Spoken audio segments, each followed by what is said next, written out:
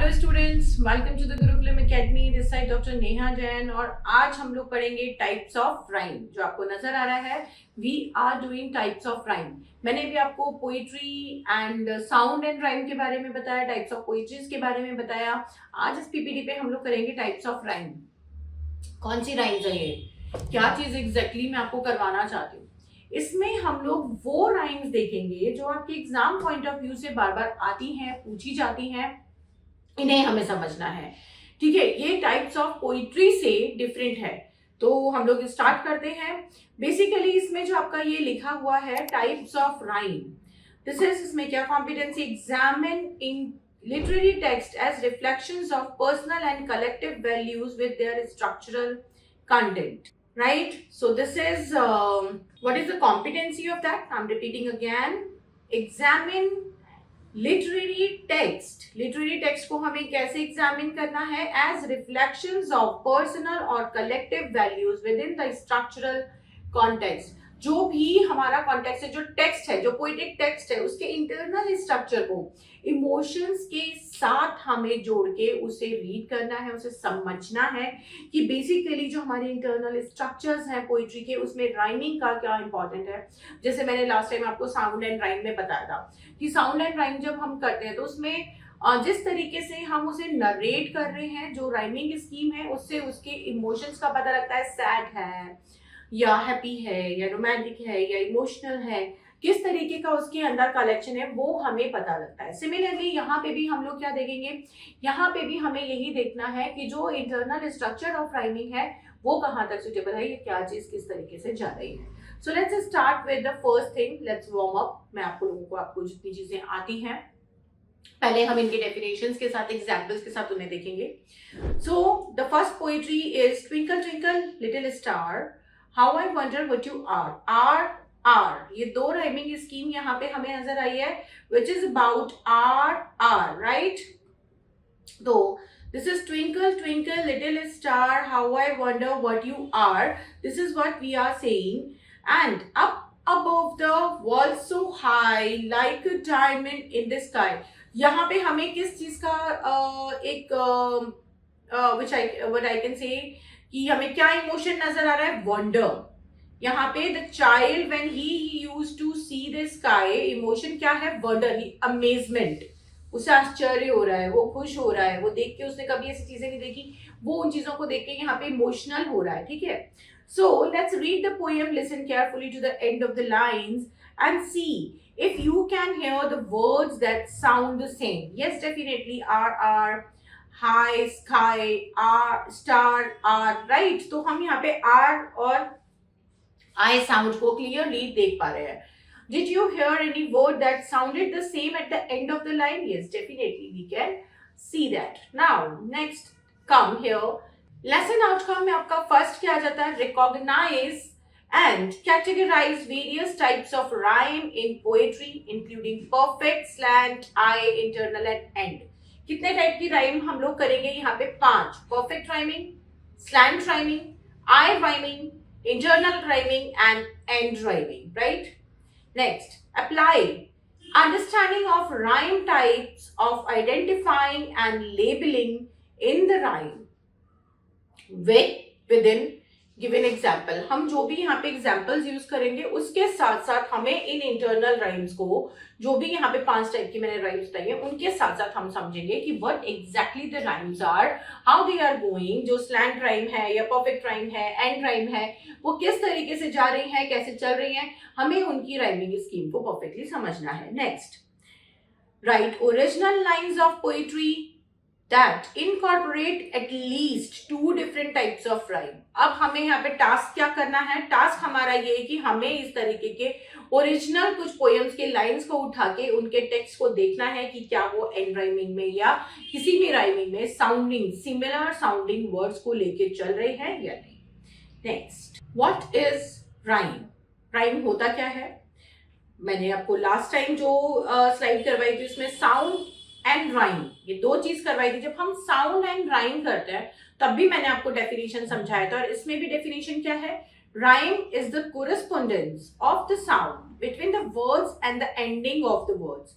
especially when these are used at the end of the line of poetry. जब ये end of the line of poetry पे हम पहुंचते हैं तो उनकी राइमिंग स्कीम के साथ ही हम ये सब चीजें समझ सकते हैं कि whether the poetry and the poetic words are rhyming properly or not. So rhyme creates a musical effect and helps to unify a poem. एक म्यूजिकल इफेक्ट क्रिएट होता है प्रॉपर इंटोनेशंस के साथ और वो राइम जो है वो एक एंटरटेनमेंट के लिए या आपकी टेंशन कैच करने के लिए बहुत इंपॉर्टेंट काम करता है क्योंकि वो उसकी पूरे स्ट्रक्चर को यूनिफाई करता है. Now types of rhyme.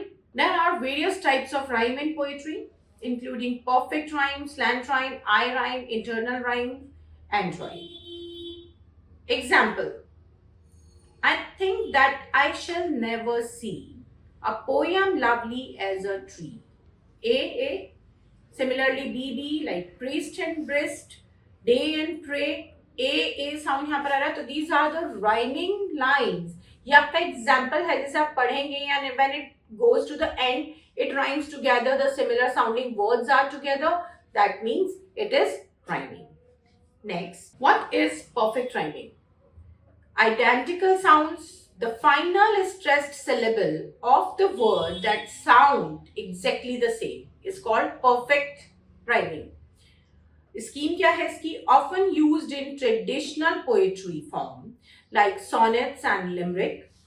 This creates a harmonious and musical effect in poetry. Example is Stopping by Woods by On a Snowy Evening by Robert Frost, an American poet. मैंने last time भी आपको इनकी poetry का example दिया था. Those woods, these are, I think I know. His house is in the village, though. He will not see me stopping here to watch his woods fill up with the snow. तो यहाँ पे no, though, snow ये तीन आपका perfect rhyming के साथ जा रहे हैं and then बीच में here आ रहा है जो कि एक different है. So here is an end rhyming but does not rhyme with the word. This is called perfect rhyming. जिसमें starting of the para and end of the para are rhyming together. Next, here comes your next, which is a slant rhyme. Slant rhyme क्या है? The vowel sounds are similar, but the consonant may different or vice versa. Consonant may similar and vowel can be different. Scheme. Slant rhyme create a more subtle and less predictable rhyming scheme. This type of rhyme is often used in modern poetry to create more nuanced sound. नए type का एक different type का अजीब sound भी create करने के लिए इसे यूज किया जाता है. तो मॉडर्न पोइट्री में स्लैंग साउंड्स ज्यादा यूज होते हैं. Example we are seeing here, hope is the thing with the feather. Emily Dickinson is an again American private poet हैं जिन्होंने छोटी छोटी पोएम्स ही लिखी हैं एंड काफी इमोशंस को डिपिक्ट करते हैं इनकी poem. Hope is the thing with feathers that preaches in the soul and sing the tune without the words and never stop at all. ठीक है, feathers, words, soul, all ये यहाँ पर आ रहा है. तो soul and all are slant rhyme. ठीक है, ये soul and all क्या है? Slant rhyme क्योंकि यहाँ पे vowel sound same है. Feathers and words do not rhyme here but show the structure. इसको हम बोलते हैं slant rhyming. जो स्ट्रक्चर वाइज तो सेम दिख रहे हैं लेकिन प्रॉपर उनकी राइमिंग नहीं होती है. थर्ड टाइप आई राइम. आई राइम क्या है? स्ट्रक्चर इसका है words look like they should rhyme based on spelling but do not rhyme when spoken. उनकी स्पेलिंग ऐसा दिखता है कि राइम कर रहे हैं लेकिन उनको जब प्रोनाउंस करते हैं तो उनके प्रोनाउंसिएशन से उनकी राइमिंग नहीं आती है. This is called eye rhyming. दिखने में राइमिंग है, बोलने में राइमिंग नहीं है. Eye rhyming is common in older poetry where pronunciations are changed over time.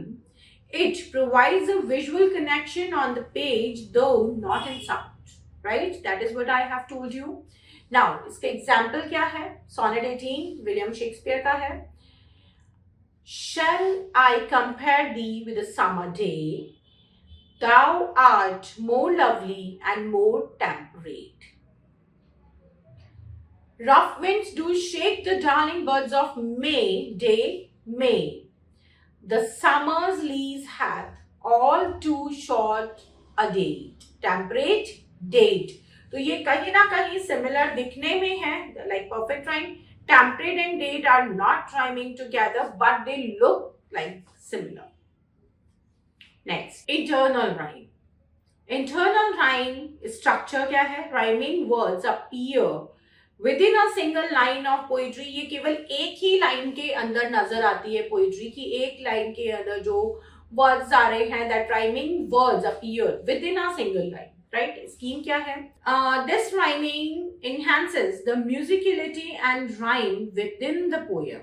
Okay? It adds a layer of complexity and can emphasize particular word. केवल एक एक जो वर्ड जिसके ऊपर सिमिलर साउंड जा रहे हैं उन सभी को ये हाईलाइट करती है. इसको बोलते हैं internal rhyme. Example, raven poem, Edgar Allan पो.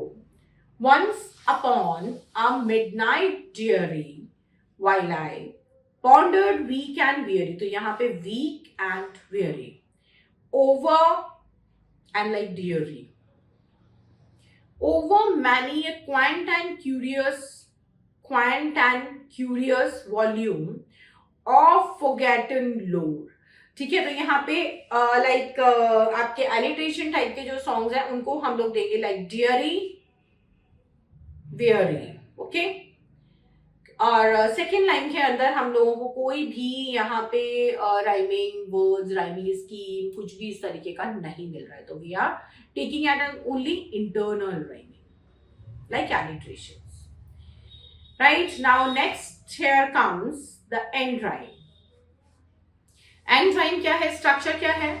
Rhyming words occur at the end of the line.